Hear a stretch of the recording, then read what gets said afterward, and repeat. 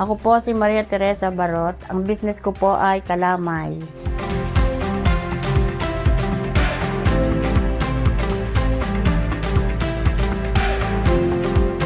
Okay ho ang kita rito sa pagkakalamay kaysa ho mamasukan ng sa pabrika mga contractual ho. Dati ho ako nagtatrabaho, nagpapabrika. Dito ho pagka naubos ang aming paninda, maganda ang aming kita. Kahit medyo mahirap ang pagluluto, okay naman ho ang kita. Dito ho sa lugar namin sa Barangay Bunalejos, kilala ho dito talagang paggagawa ng kalamay. Ito ho ang aming hanap buhay na minanapan namin sa aming mga ninuno.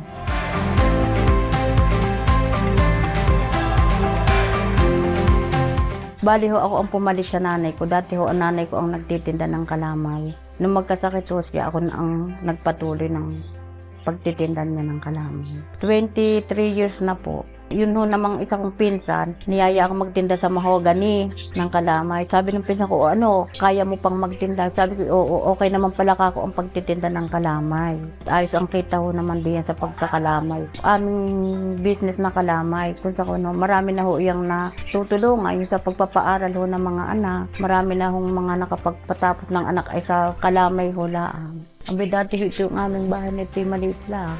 Kahit pa paano ho, paunti-unti na papaayos ho, paunti-unti.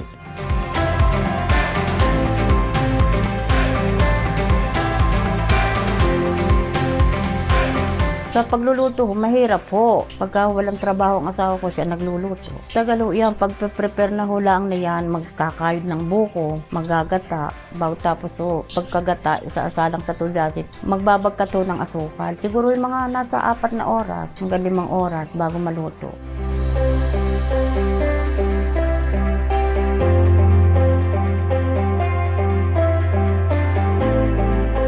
Meron ho kaming binabagsakan, pero ho yung pagbabagsak namin, nagtitinda pa rin ho ako. Yun ho halimbawa may order sa akin ilang piraso, halimbawa 100 piraso. Yun ho labit sa order sa akin, itinitinda ko naman ho sa ibang lugar. Sa mga palengke ho, meron ho namang na-order na dinadala ng ibang bansa ang aming kalamay. Gaya ho nung mitukoy ako sa silang, talaga pag may aalis, kahit hindi niya kapamilya, basta may nagsabi sa kanyang i-order mo ako ng kalamay indang. Natawag ho sa akin na order ng kalamay.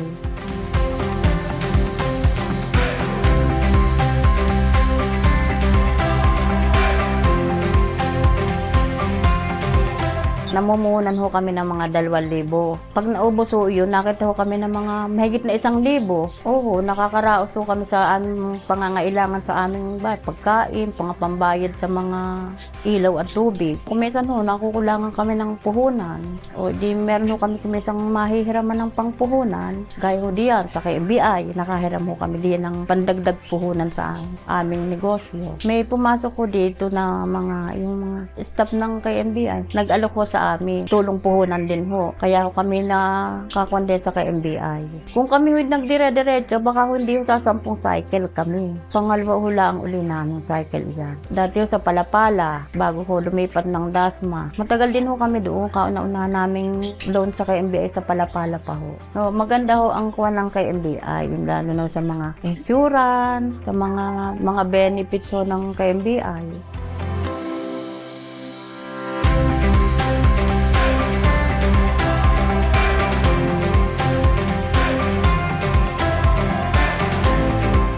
Patuloy pa rin ang aking pagkakalamay para sa mga gastos sa bahay, sa mga anak, para din ho sa may sarili akong panggastos.